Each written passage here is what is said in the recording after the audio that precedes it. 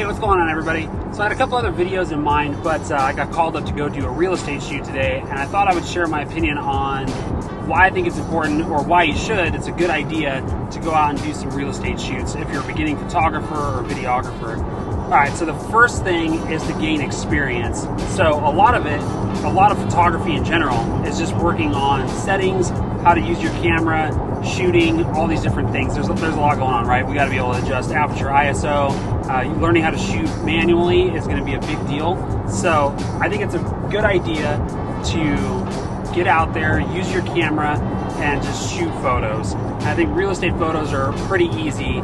It's pretty low stress. So that kind of leads me to my second point, is that shooting real estate is a pretty low risk environment. It's not like shooting a wedding where if you screw that up, you're gonna miss shots that you're never gonna be able to get back.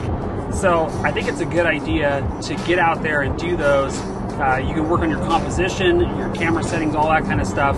And for tip number 2, I think just getting that exposure in a low risk environment is a big deal. I think it's pretty useful, especially for beginning photographers. All right, so we're gonna be pulling up to the shoot here in just a minute. Once we get inside, we'll cover a couple more tips. I think we got 3 more that I think are gonna be pretty useful for you as a beginning photographer. So let's head inside.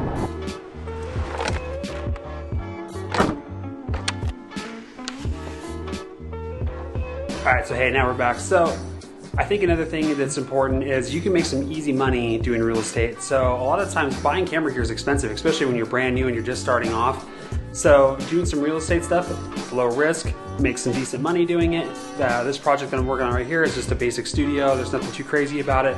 It's probably gonna run me, a few $100 for maybe a couple hours worth of work. So as a side thing, it's pretty good money. That's kind of hard to beat.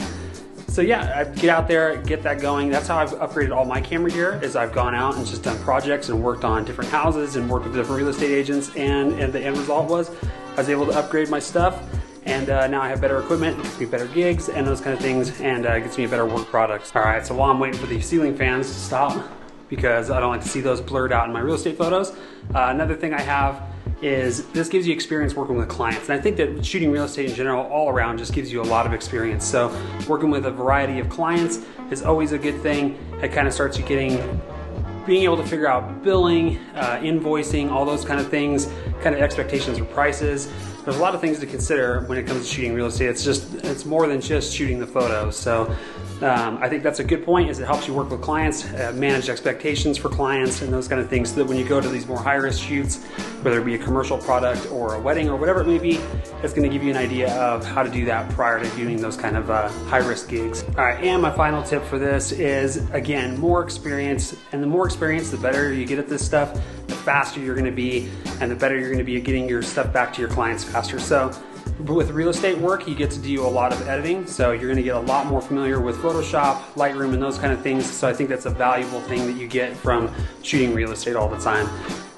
Yeah, that's pretty much it. Those are my main 5 tips or reasons why you should shoot real estate as a part-time photographer. And I think, again, this is for part-time guys. If you're making your living shooting portraits and those kind of things and you have your niche, that's all good. But for anybody that's kind of shooting part-time work and you just want to make some money with your camera, this is a good option for you.